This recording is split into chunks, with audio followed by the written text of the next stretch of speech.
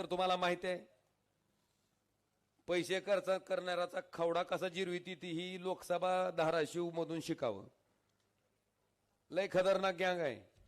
तुम्हाला गणित सांगतो, एक फुल आणि दोन हाप, एक मुख्यमंत्री आणि दोन हाप मुख्यमंत्री, त्याच्यातलं एक जण आलतं इथं पाऊस झाल्यावर. ती काय म्हणला अरे मी 50 दिले, एकनाथरावनी 20 दिले, देवेंद्रनं 20 दिले, शेनं किमान 10 तरी खर्चिले असतील की 10 कोटी. आर म्हणले 100 कोटी खर्चून जर ही 3,30,000 पडतंय, नेमकी माणसं कसली आहे ती बघावं लागेल म्हणले आपल्याला. बांधवानो, इतक्या प्रचंड प्रमाणात पैसे खर्च केले. माझ्या मागं कोण होतं? सामान्य माणसं, सामान्य मतदार.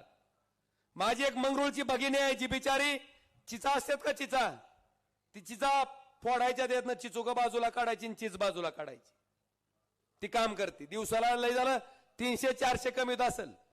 त्या बहिणीनं मला निवडणूक लढवायला 1,500 रुपये दिलत. मिस्त्रीच्या हाताखाली बिगारी काम करणारा माणूस, रोज 600-700 रुपये हजेरी असेल, त्या बिचाऱ्यानं मला 1,500 रुपये दिलत. पण बांधवानो, ह्या सत्ताधारी मंडळाच्या या राणा पाटलाच्या 100 कोटीला माझ्या कष्टाचे 3,000 रुपये, माझ्या लोकांचे 3,000 रुपये नाही ऐकले. तुमच्या आशीर्वादानं मी 3,30,000 मतानं त्या ठिकाणी देशाच्या सर्वोच्च सभागृहात खासदार म्हणून गेलो. बरं, आमच्याकडे बसलेली माणसं तरी बघा तुम्ही. आमच्याकडे कोण आहे का ड्रग्ज विकणार? आमच्याकडे कोण आहे का मटक्याची बुकी चालवणार?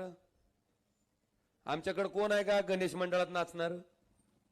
तुम्ही बघा, एकही नाही. प्रामाणिकपणे काम करणारी माणसं आहेत. साधारण सोमनाथ आप्पा 2 टर्मचा नगरसेवक आहे, त्याचं घर जाऊन बघा, त्याचं खरंच घर जाऊन बघा तुम्ही. त्याच्या मतदारसंघातल्या, त्याच्या वार्डातल्या लोकांना विचारा, ही माणूस चांगला आहे का खराब आहे. आणि म्हणून बांधवानं तो सतसत विवेक बुद्धीनं विचार करून आपल्याला मतदान करायचं. आता त्यांच्याकडे एकच हत्यार आहे, काय?